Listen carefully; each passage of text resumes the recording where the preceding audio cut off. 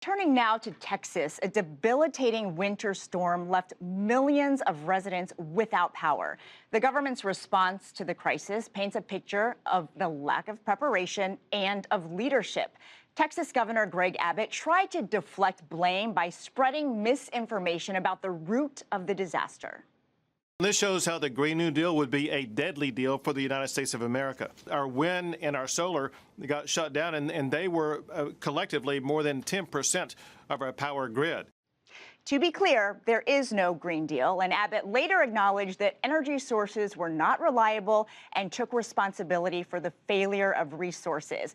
Texas Senator Ted Cruz also faced criticism this week after he escaped to Cancun, Mexico for a family trip, leaving his constituents in the cold asking for help.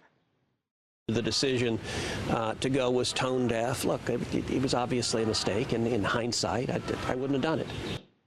All this unfolding as the GOP struggles with an identity crisis post-Donald Trump. And the former president makes clear he is not backing down in the Cold War with Senator Mitch McConnell. This comes after McConnell sharply criticized Trump following the vote to acquit him in last week's impeachment trial. There's no question, none, that President Trump is practically and morally responsible for provoking the events of the day. Trump fired back, releasing a statement calling McConnell a dour, sullen, and unsmiling political hack. I want to start right there, Ed, because this is like we're watching a very ugly, very public breakup that could have some real long-term implications for the Republican Party. And I hate to extend this analogy, but now it's like the members have to pick who to stay friends with.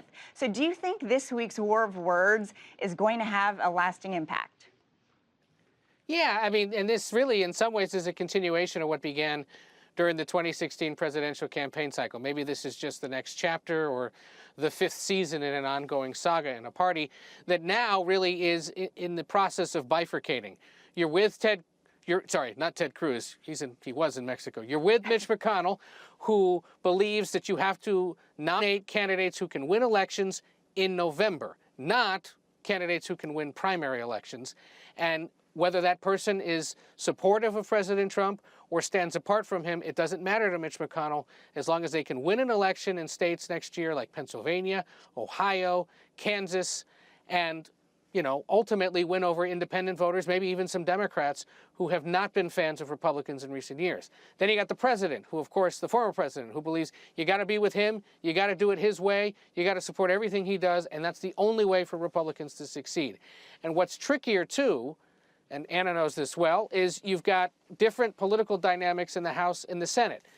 House elections will probably be won in districts where you've got a large base of Republican support, and the way districts are drawn across the country, those Republican districts are more likely to favor someone that prefers the former president.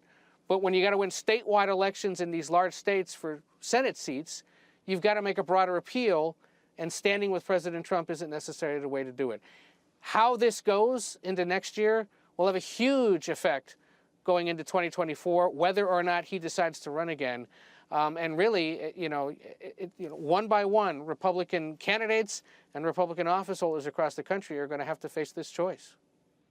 Of course, one of those lawmakers that has stood by President Trump is Senator Ted Cruz. And Anna, you wrote in Punchbowl, yes, Ted Cruz actually went to Mexico, perfectly capturing how unbelievable it was and apparently how indefensible it was because nobody has rushed to defend the senator.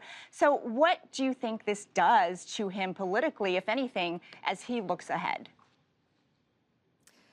I think in the short term, it's a real problem for Ted Cruz. I think a lot of people already thought he kind of was missing a little bit of an empathy gene in general, and this kind of plays into that stereotype. So certainly in terms of winning over Texas voters, that's going to be an issue for him. But in the long term, it's a much bigger problem for him. Ted Cruz clearly wants to run for president, has run for president, and the attack ad writes itself here. When his state was in dire straits, It's he decided to go on a fancy vacation with his family instead of actually pitching in and helping out. So I think this is going to be hard for Ted Cruz to recover from. I think the point that we made in Punchbowl News this morning was the fact that not a single member of the Senate Republican Conference defended him or tried to help him out shows his own standing within his own conference. And it's not just a bad week for Ted Cruz, right? I mean, many elected officials in Texas are sort of grappling with their response or lack of response. Ayesha, I want to talk about those harrowing images that we have seen all week from the state. I wonder how you think this changes the relationship between Texans and their elected officials, and whether it exposed anything that they might not have known was there before. Well, it exposed the failure of government. It exposed, there is obviously an independent streak in Texas, and that's an understatement. But they want to have their own grid. They don't want federal regulators coming in. But at the same time, there were warnings that Texas would not be able, that Texas power generators would not be able to withstand a really serious cold snap, and that there should be weatherization and hardening of infrastructure. But that didn't happen because these power generators were not required to. And it costs money. It's expensive. And so for the bottom line, they decided not to do it because Texas doesn't, have freeze over very often. But here you have a situation where you have people dying. You have, senior citizens, babies in homes without heat, without running water. It is a horrible situation. And you have to imagine that people are going to want answers for how this could happen in the U.S., in the richest country in the world. How does something like this happen? And what needs to be done to make sure that people are protected from these extreme weather events? Yeah, and I think, a lot of Americans across the country are watching this and asking, could this happen to me? So, Ed, I wonder if you think this will impact President Biden's agenda at all as we all, wait around and see when he is going to talk about his infrastructure plan. Well, it plays into two priorities. Infrastructure is one of them. Climate change is the other. Remember, he came into office saying there are dual crises facing the country and the world. One of them is climate change, and it is the stated policy of the administration to make concerns about it, addressing that concern, omnipresent across government, across domestic and foreign policy.